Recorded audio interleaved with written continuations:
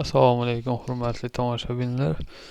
Bugun sizlarga 17:60 ga 11:60 o'lchamdagi uyni ko'rsatishga harakat qilamiz. Ya'ni bu o'zgaradi razmeri ozgina. Bu Telegramdan kelgan rasm. Yoki menga kompyuter variantida chizib bering deb iltimos qildi. Shunga to'g'rilab, ayrim joylarni to'g'rilab chizib berishga harakat qildim.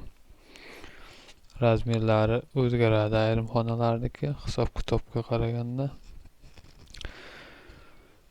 Shu endi o'zim chizib sizlarga ko'rsatadigan bo'lsam, chizganlarim bo'lsa mana bu.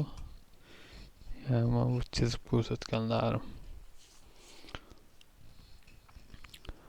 Xullas 17:60 ga 11:20 boyagi o'zining rasmida 11:60 edi, bu 11:20 bo'ldi.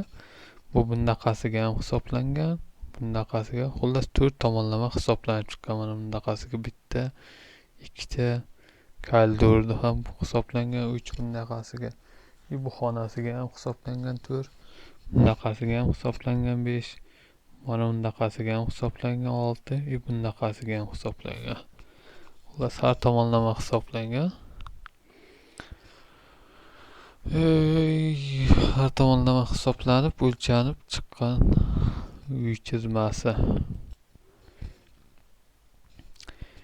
Ya'ni sizlarga kirish bu tomondan ham kirish bor, lekin bu tomondan ham eshik qilingan, bilmadim qaysi tomondan aniq qilish, balki bu old tomoni, mana bu old tomoni bo'lsa kirish. Bu tomoni hovliga, ya'ni uyning orqasiga o'tadigan joy bo'lsa kerak deb o'yladim, chunki tapchanni ko'ryapsizlar, mana yoqdan qilingan tapchan oxirigacha olib borilmagan, bu yoqda xo'l qolgan tapchandan, chunki tashqariga chiqish uchun. Shunaqa do'stlar. Endi boshladik. Xullas kirganimizda 1 metr bu yer. Mana bu 1 metr. Zinamiz. Buyog'i zina ketadi mana ular. 2 kvadrat metr joyda egallaydi. Fundamentimiz aylanasi umumiy hamma fundament hech qayerda o'zgarmagan, hammasi 40 qo'yilgan. 40 fundamentdan qo'yilgan do'stlar, hech qayerda o'zgarmagan. Ya'ni qisqartirilmagan. Перегородкалар ham. Xullas kirganimizda xo'limiz. Ya'ni 4 metr 3 metr 40 santimetr uzunligi, ya'ni mana bu devorgacha, mana fundament oxirigacha hisoblangan. Fundament oxirigacha hisoblangan. Sizlarga aytadigan bo'lsak, mana fundament ko'ryapsizlar, bundaqasi hisoblangan, mana bu tomon hisoblangan. Bu yerdan emas, mana bu yerdan hisoblangan. 3 metr 40 santimetrgacha, 40 santimetr shu yergacha, eniga esa 220 santimetr. Endi kirganimizda o'ng tomonda xo'limiz, uzunligi 9 metr 60 santimetr, ya'ni mana bu devordan bu devorgacha, ya'ni mehmonxonamiz devorigacha umumiy hisoblanganda 9 metr 60 santimetr. Eniga bu esa 2 metr, bunisi 220 edi, bunisi 2 metr. Kvadrat metri 19,2 kvadrat metr egallaydi. Ya'ni bu ko'rib turganlaringizday mana bunday hisoblangan, mana shu. Mana shunaqasidan mana shu yergacha hisoblangan kvadrat metr. Do'stlar. Buniki mana bu yerdan bu yerga hisoblangan 7,5 kvadrat metr. Xullas kirganimizda bismillahirrohmanirrohim deb o'ng tomonda eshigimiz yo'q. Ya'ni chap tomondan boshlaymiz. Chap tomonda kirganimizda, ya'ni 4 metrga, eniga 4 metr, uzunligi 6 metr, o'rtasi esa 7 metr o'lchamdagi, ya'ni bitta xona, bilmadim mehmonxona qilsangiz ham bo'ladi bu yerda. O'lchamdagi xona, ya'ni 27,2 kvadrat metr hisoblandi bu. Agar o'qisangiz o'zlaringiz ham hisoblab ko'rishingiz mumkin. Ya'ni 6 ni 4 ga ko'paytiramiz, mana bu yergacha ko'rishgan bo'lsalaring. Mana bu 4 burchak bitta kvadrat metr, bu ikkita kvadrat metr, mana yarimta 3 ta kvadrat metr bo'ladi. Shundan 27 kvadrat metr chiqadi. U xonadan chiqqanimizda hovlimizda oxirida yana bitta xona bor. Ya'ni 4 ga 6 o'lchamdagi mehmonxonamiz. Xona qissalaring ham bo'ladi. Endi men xonalar nomini yozib chiqmadim. O'zlaringga qanday ma'qul bo'lsa shu xonaga joylashtirib nom qo'yib chiqasiz. Ya'ni mehmonxona, spalniya, yotoqxona, detskiy va hokazo xona qilsangiz bo'ladi. Ya'ni bu xonamiz 6 ga 4 o'lchamdagi xona. 24 kvadrat metr joy. U yerdan chiqqanimizda hol, ya'ni uzun hol, boya aytganda uzun holdan yurib 10 tomonga burilganimizda, ya'ni 3 ga 4 o'lchamdagi bitta xonamiz bor. 3 ga 4 o'lchamdagi bitta xona. Bu yeri 4 metr va bu yeri esa 5 metr, ya'ni bu qo'shilganiga hisoblaganimizda 14,5 kvadrat metr o'lchamdagi xona bo'ldi bu bitta xona. Ya'ni u yerdan chiqqanimizda holdan yursak yana bitta xona bor, yonidagi xona, ya'ni bu xonani o'lchami yonidagi xona bilan ikkalasi bir xil o'lchamdagi xonalar. Ikkalasining ham o'lchamlari, kvadrat metrlari ham bir xil, hech qanday ma'nosi yo'q, o'zgarish joyi yo'q. U yerdan chiqqanimizda chap tomonda, bu tomonda bitta xona bor, 5 ga 4 o'lchamdagi xona. Ya'ni bu xonamiz 20 kvadrat metr joyda egallaydi.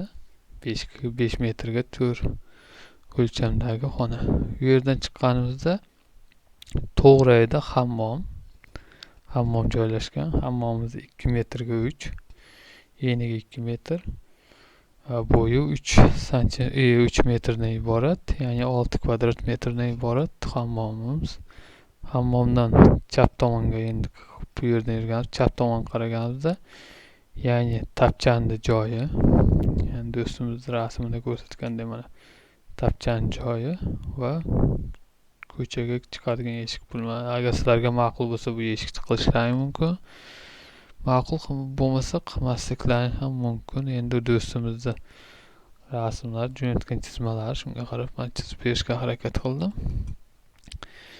Ya'ni bunimiz 17,6 kvadrat metr joyda egallaydi. Sababi 5 metrga 3 metr hisoblanadi.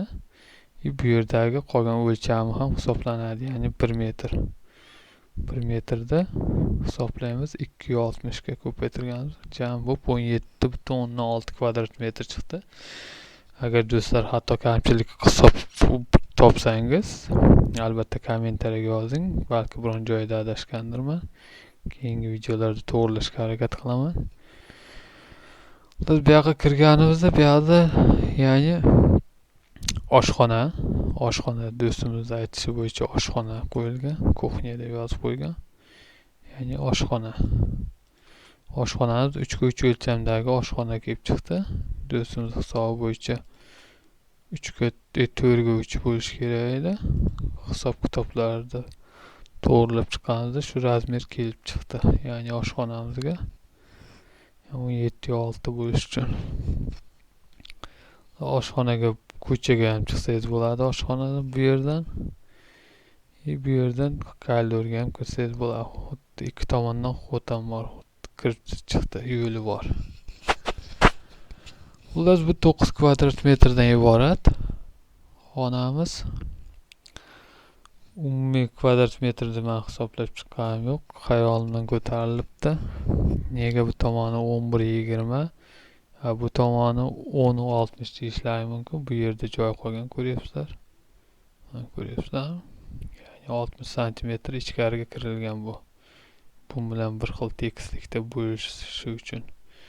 Do'stimizniki esa bu yerda bunday, ya'ni biri ichkarida, yana biri tashqarida bo'lib chiqqan. Mana ko'rib turganlaringiz, bu ozgina ichkari kirgan, bu esa tekis chiqqan. Men esa ikkalasini bir xil qilishga qaror qildim. Agar ma'qul bo'lmasa do'stimizga bemalol bu yerdan pulni qo'yib yuborsam bo'ladi. Xullas do'stlar, uyimiz shunaqa chizma. Ya'ni ko'rib turganlaringdek, agar yoqqan bo'lsa o'z minnatdorchiliklaringni bildirib qolasizlar degan umiddaman. Do'stlar, agarda kimning kimdadir Telegramda gruppadan jo'natgan rasmlarni chizishga ulgurmayotgan bo'lsam uzr so'rayman. Qo'ldan kelgancha harakat qilib chizib jo'natishga harakat qilaman. YouTube'ga qo'ygani, ya'ni sizlarga ham jo'natgani. Vaqt topib albatta xafa bo'lmaysizlar degan umiddaman. Sog' bo'linglar, salomat bo'linglar. Kelgusi videolarimizda ko'rishguncha albatta aytmoqchi yana bir narsa esdan chiqdi xayol, ya'ni mana ular shestigranniklarda o'lchamlari. Shestigrannikda o'lchamlari ya'ni 4 metr. Hozir men sizlarga do'stlar 4 metrnikini chiqarib berishga harakat qilaman. Qurilish 4 metrlik 4 mana 4 metrlikniki mana ko'rib turganlaringdek o'lchami, ya'ni 50 qolay, 50 bu yoqdan 4 metr bu yoqda bir hisob kitob qilinib chiqarilgan. Keyingisi esa bizda ya'ni 640 o'lchamdagi uni o'lchami xuddi bunday qildi 4 metrlikdek chiqarasizlar, lekin buni uzunroq qilasizlar.